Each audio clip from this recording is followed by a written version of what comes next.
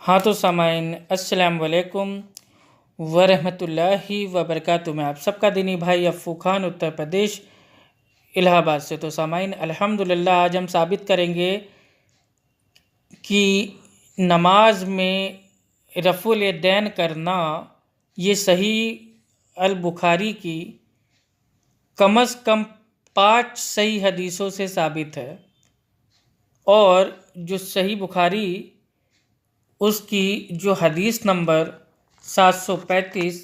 736، 737، 738 اور 739، یعنی کہ ٹوٹل جو حدیثیں ہیں بخاری شریف کی وہ ہیں 5 حدیثیں، جن سے الحمدللہ یہ ثابت ہوتا ہے کہ ہمارے پیارے صحابہ اور ہمارے پیارے اللہ کے رسول صلی اللہ علیہ وسلم نماز میں رفع الیدین کو کرتے تھے، اور یہ نبی صلی اللہ علیہ وسلم اور پیارے صحابہ کی سنت ہے۔ آئیے سٹارٹ کرتے ہیں ایک ایک حدیث۔ اور یہ 5 حدیثیں آ جانے کے باوجود اگر کوئی نہیں مانتا ہے اپنی مسلک پرستی کے لیے کہ نہیں ہم تو فلاں مسلک ہیں اس لیے نہیں کریں گے، ہم تو ڈھمک مسلک سے ہیں اس لیے رفع الیدین ہم نہیں کریں گے، تو اگر کوئی جان بوجھ کے نماز میں رفع الیدین کو چھوڑتا ہے تو اس کی نماز اللہ سبحانہ و تعالیٰ کے وہاں پسندیدہ نہیں ہے۔ آئیے سٹارٹ کرتے ہیں صحیح بخاری اور حدیث کا نمبر 735۔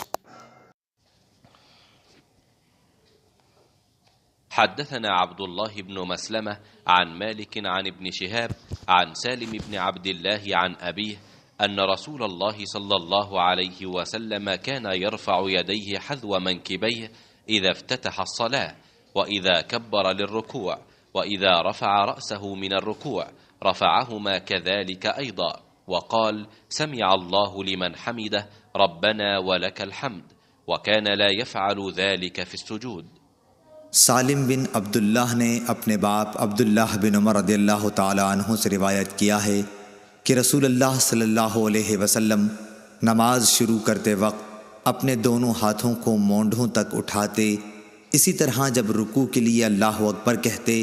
اور جب اپنا سر رکوع سے اٹھاتے تو دونوں ہاتھ بھی اٹھاتے،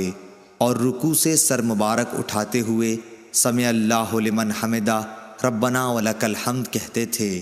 سجدے میں جاتے وقت رفع یدین نہیں کرتے تھے۔ صحیح بخاری حدیث نمبر 735۔ آئیے اب چلتے ہیں صحیح بخاری کی حدیث نمبر 736۔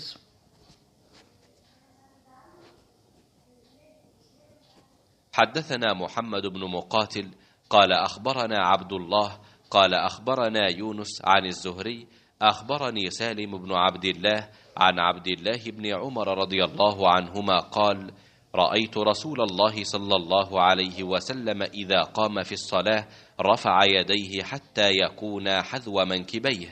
وكان يفعل ذلك حين يكبر للركوع، ويفعل ذلك إذا رفع رأسه من الركوع ويقول سمع الله لمن حمده، ولا يفعل ذلك في السجود۔ سالم بن عبداللہ بن عمر نے عبداللہ بن عمر رضی اللہ تعالیٰ عنہ سے خبر دی، انہوں نے بتلایا کہ میں نے رسول اللہ صلی اللہ علیہ وسلم کو دیکھا کہ جب آپ نماز کے لیے کھڑے ہوئے تو تکبیر تحریمہ کے وقت آپ نے رفع یدین کیا، آپ کے دونوں ہاتھ اس وقت مونڈھوں تک اٹھے، اور اسی طرح جب آپ رکوع کے لیے تکبیر کہتے اس وقت بھی رفع یدین کرتے، اور جب رکوع سے سر اٹھاتے اس وقت بھی کرتے۔ اس وقت آپ کہتے سمع اللہ لمن حمدہ، البتہ سجدے میں آپ رفع یدین نہیں کرتے تھے۔ صحیح بخاری حدیث نمبر 736۔ آئیے اب آتے ہیں اگلی حدیث کی طرف، اور حدیث کا نمبر ہے 737۔ حدثنا إسحاق الواسطي قال حدثنا خالد بن عبد الله عن خالد عن أبي قلابة أنه رأى مالك بن الحويرث إذا صلى كبر ورفع يديه، وإذا أراد أن يركع رفع يديه، وإذا رفع رأسه من الركوع رفع يديه، وحدث أن رسول الله صلى الله عليه وسلم صنع هكذا۔ عبداللہ طحان نے بیان کیا خالد حذا سے، انہوں نے ابو قلابہ سے کہ انہوں نے مالک بن حویرث صحابی کو دیکھا کہ جب وہ نماز شروع کرتے تو تکبیر تحریمہ کے ساتھ رفع یدین کرتے، پھر جب رکوع میں جاتے اس وقت بھی رفع یدین کرتے، اور جب رکوع سے سر اٹھاتے تب بھی کرتے، اور انہوں نے بیان کیا کہ رسول اللہ صلی اللہ علیہ وسلم بھی اسی طرح کیا کرتے تھے۔ صحیح بخاری حدیث نمبر 737۔ آئیے اب چلتے ہیں حدیث نمبر 738 پہ۔ حدثنا أبو اليمان قال أخبرنا شعيب عن الزهري قال أخبرنا سالم بن عبد الله أن عبد الله بن عمر رضي الله عنهما قال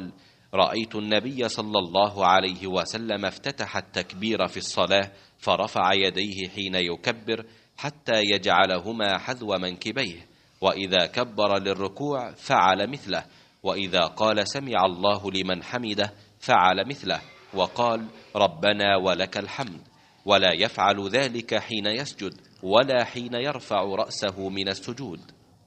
عبداللہ بن عمر رضی اللہ تعالی عنہ نے کہا کہ میں نے نبی صلی اللہ علیہ وسلم کو دیکھا کہ آپ نماز تکبیر تحریمہ سے شروع کرتے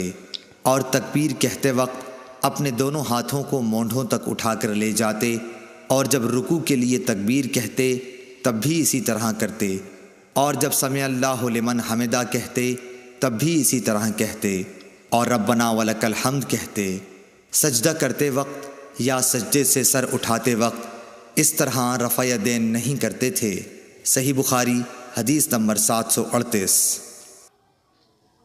الحمدللہ۔ اب آئیے اب چلتے ہیں حدیث نمبر 739 پر۔ حدثنا عياش قال حدثنا عبد الأعلى قال حدثنا عبيد الله عن نافع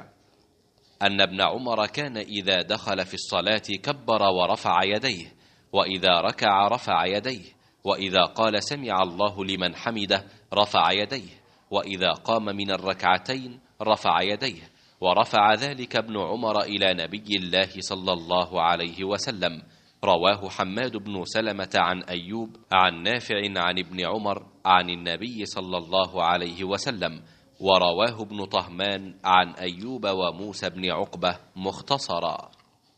عبید اللہ عمری نے نافع سے بیان کیا کہ عبداللہ بن عمر رضی اللہ تعالی عنہ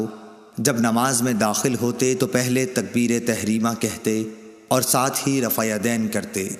اس طرح جب وہ رکوع کرتے تب،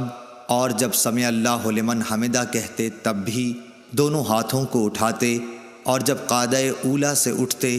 تب بھی رفع یدین کرتے۔ آپ نے اس فعل کو نبی کریم صلی اللہ علیہ وسلم تک پہنچایا کہ حضرت صلی اللہ علیہ وسلم اسی طرح نماز پڑھا کرتے تھے۔ صحیح بخاری حدیث نمبر 739۔